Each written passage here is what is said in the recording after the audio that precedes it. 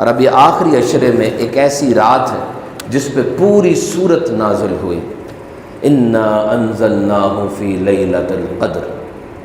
یہ لیلۃ القدر کو لیلۃ القدر اس لیے کہتے ہیں کہ اس میں سال بھر کے احکامات نافذ کیے جاتے ہیں، اور فرمایا جس نے لیلۃ القدر میں ایمان اور اخلاص کے ساتھ نماز پڑھی اس کے گزشتہ صغیرہ گناہ معاف ہو جائیں گے۔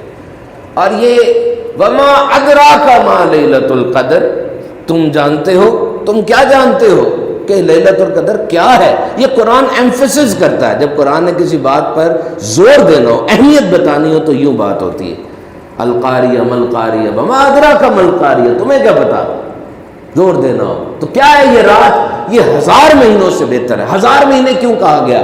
1000 سال بھی تو کہا جا سکتا تھا۔ یہ صحابہ بیٹھے تھے، میرے آقا علیہ الصلوۃ والسلام نے ان کو بنی اسرائیل کے ایک بزرگ شمعون کی بات بتائی کہ وہ دن کو جہاد کرتے تھے، رات کو قیام کرتے تھے۔ انہوں نے اس طریقے سے 1000 مہینے گزارے۔ تو صحابہ نے کہا یا رسول اللہ ہماری تو اتنی عمریں نہیں ہیں، اور جتنی عمر ہے وہ تو کمانے میں دیگر معاملات میں گزر جاتی ہے، تو بنی اسرائیل کہ وہ لوگ ہم سے آگے نکل گئے۔ میرے آقا علیہ الصلوۃ والسلام یہ سن کر غمگین ہو گئے، اور آقا علیہ الصلوۃ والسلام غمگین ہو جائیں، رب تعالیٰ کی غیرت کو یہ کیسے گوارا ہوگا؟ جبریل امین آ گئے، آ کر سورہ قدر نازل فرمائی، اور آ کر کہا ان سے کہہ دیجئے کہ یہ سال میں ایک رات آپ کو دی گئی کہ اس رات عبادت کریں گے 1000 مہینے یعنی 83 ایئرز کا ثواب آپ کو مل جائے گا۔ اور یہ رات سراسر سلامتی ہے۔ ابی بن کعب قسم کھایا کرتے تھے کہ 27ویں رات ہے۔ بایزید بستامی آپ کہتے ہیں 2 بار میں نے شب قدر پائی، دونوں بار 27ویں کی رات ہے۔ امام اعظم کا قول بھی 27ویں کی رات کے بارے میں ہے۔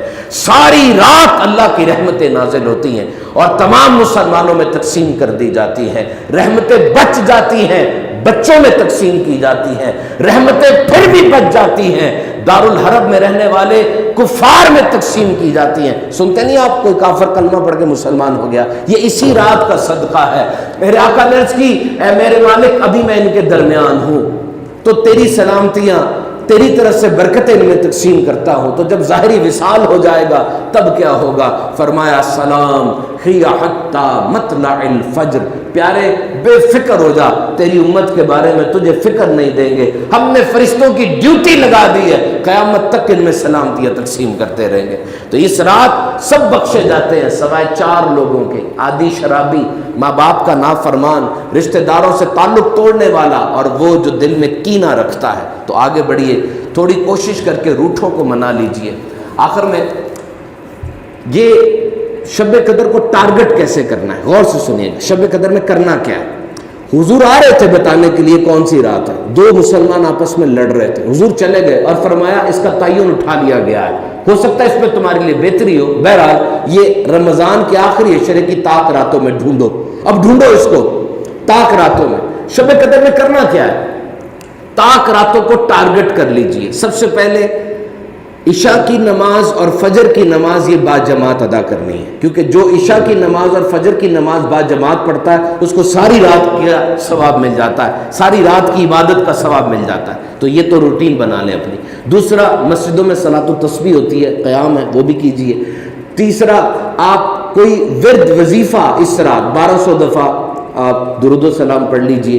اور پھر وہ جو فرمایا کہ یہ زبان پر ہلکا لیکن میزان عمل میں بڑا بھاری ہے، سبحان اللہ و بحمدہ سبحان اللہ العظیم، اور پھر 3 سے 4 پارے پڑھنے کی نیت کر لیجئے۔ اور ایک بڑا پیارا بات آپ کو بتاؤں، طاق رات میں کچھ صدقہ نکالنے کی نیت کریں، 4-5 پیکٹ بنا لیں اور طاق رات میں یہ بھی نیکی کریں، تو یوں اس کو ہم ٹارگٹ کر سکتے ہیں۔ اور شب قدر ڈھونڈنے کا سب سے اچھا طریقہ وہ اعتکاف بیٹھ جانا ہے۔